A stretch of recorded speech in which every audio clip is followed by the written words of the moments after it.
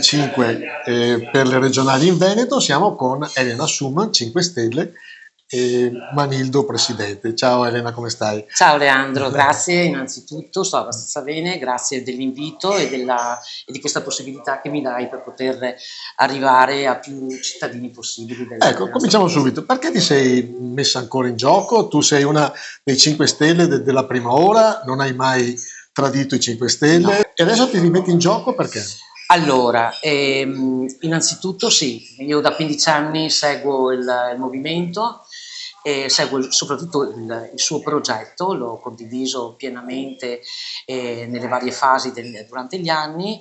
Attualmente sono coordinatrice provinciale per la provincia di Rovigo e mi è stato chiesto di potermi candidare e io ovviamente non ho mai detto di no e darò sicuramente sempre la mia disponibilità, porterò il mio impegno finché riuscirò, questo sì. Ecco, i vari candidati che ho ascoltato, tutti parlano che purtroppo noi siamo una provincia che ha poche possibilità, avendo solo 2 consiglieri che possono Sì, andare a Venezia contro i 7 o 9 certo. delle altre province, quindi è veramente una gara difficile. E tu però hai messo come punto di riferimento della tua campagna la sanità, visto che tu sei anche un'operatrice del settore. Perché la provincia di Rovigo ha questa criticità in una regione dove si parla che è un'eccellenza la, la sanità? Allora guarda, allora io ho lavorato per decenni nella nostra struttura, è da un anno che ho raggiunto il mio periodo di quiescenza, dopo 42 anni e un mese, per cui conosco abbastanza la realtà ospedaliera, o perlomeno quello che è rimasto della nostra realtà. Perché la provincia di Rovigo, tra l'altro come quella di Belluno, sono le due province più penalizzate? Perché ovviamente cos'è che ha fatto la regione in tutti questi anni? Invece di rispettare quello che è l'impegno che dovrebbe aver avuto per la specificità territoriale, ovvero territori come quello montano, come quello del Tino, come quello di costiera, che hanno una certa specificità appunto che richiede più attenzione e questo è stato ignorato da parte della regione. Io ho seguito dal 2015, nel momento in cui è stato depositato un progetto di legge, che poi è diventato legge nel 2016, e ho fatto anche una tesi sul cambiamento della nostra sanità provinciale nel 2017, denunciando quello che conteneva all'interno quella normativa.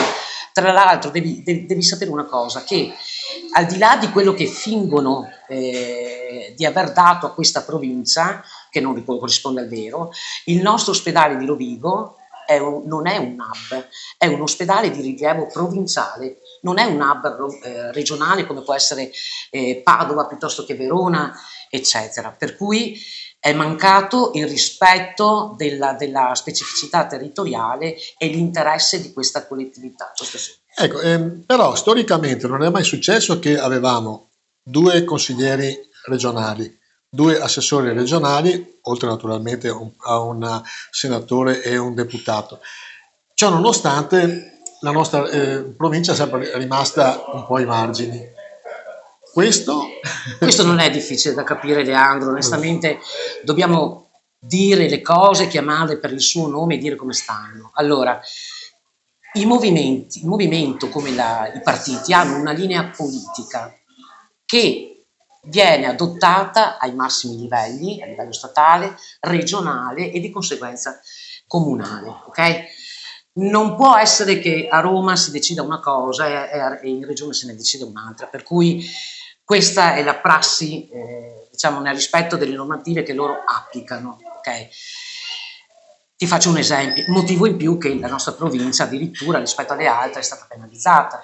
Allora, ti faccio un esempio, si sta parlando molto in questi giorni dei tempi d'attesa. Io ho lavorato all'interno dell'azienda e ho svolto anche attività sindacali, ero all'interno del direttivo, per cui ho fatto delle trattative con la direzione, eccetera. Io non ho mai assistito a trattative come quelle che stanno succedendo, sono fatte ultimamente. Un caso emblematico sono i fondi del 2003 che sono stati utilizzati nel 2004 per sopperire alla carenza di personale, eccetera, e cercando di rispettare quelli che sono i tempi di attesa. Allora, Allora, l'indennità accessoria noi nei decenni l'abbiamo sempre utilizzata in forma diversa, ovviamente andando incontro ai dipendenti che affrontano delle difficoltà incredibili, poche assunzioni, poche sostituzioni, stipendi bassi, interscambiabilità dei servizi per cui non è più come una volta il dipendente arrivava, acquisiva competenze all'interno della sua unità operativa, ma c'è questa interscambiabilità che fa ruotare il personale al punto che le sue capacità vengono disperse. Sì. Okay?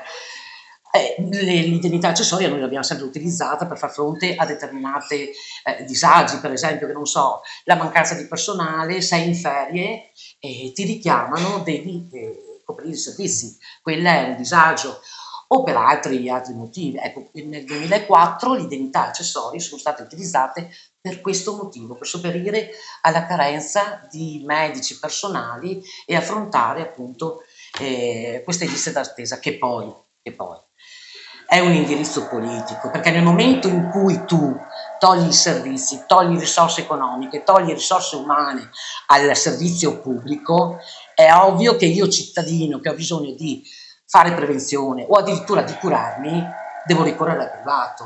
Che attenzione, non è che io sto dicendo che il privato non debba esistere, il privato ha ragione di esistere, previsto nel nostro articolo numero 41 della Costituzione, però deve essere complementare al servizio pubblico, per cui la nostra idea di sanità è quello di ritornare a potenziare il sistema pubblico sanitario.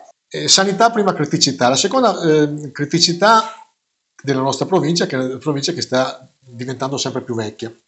Quindi il problema da una parte dei vecchi e da parte dei giovani. Perché non riusciamo i giovani a trattenerli in questa provincia?